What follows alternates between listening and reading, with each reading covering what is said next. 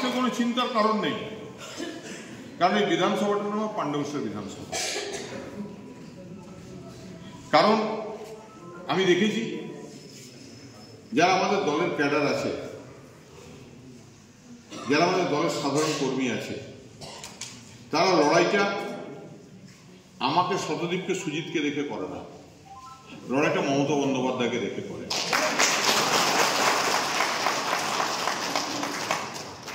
তাই যেমন দিল্লির কিছু নেতা ভাবছে যে মমতা বন্দ্যোপাধ্যায়কে দুর্বল করার জন্য আরো সাংঘাতিকভাবে 2026-এ মাঠে নামতে হবে এবং লড়াই করতে হবে, মমতা বন্দ্যোপাধ্যায়কে পর্যদুস্ত করতে হবে, তেমনি তারাই আবার ভাবছে কিছু কিছু লোক, তারা কিছু কিছু জায়গায় সংঘবদ্ধ হওয়ার চেষ্টা করছে দলকে বিপদে ফেলার জন্য। কিছু মানুষ আছে সারা বছর তৃণমূলের সঙ্গে থাকবে, গায়ে তৃণমূল কংগ্রেসের জামা পরে থাকবে, নিজে ডিউটি করবো না, আর মুখে বড় বড় বুলি আর ফেসবুকে বড় বড় লেখা।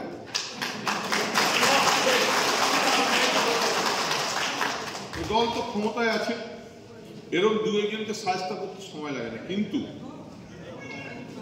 আমি মনে করি যে আমরা যারা তৃণমূল কংগ্রেস গঠন হওয়ার পর মমতা বন্দ্যোপাধ্যায়ের পদচিহ্ন অনুসরণ করে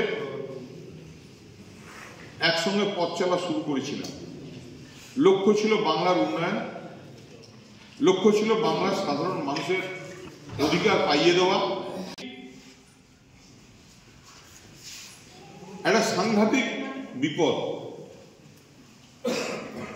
এরা মানুষকে কিভাবে বিভাজন করব,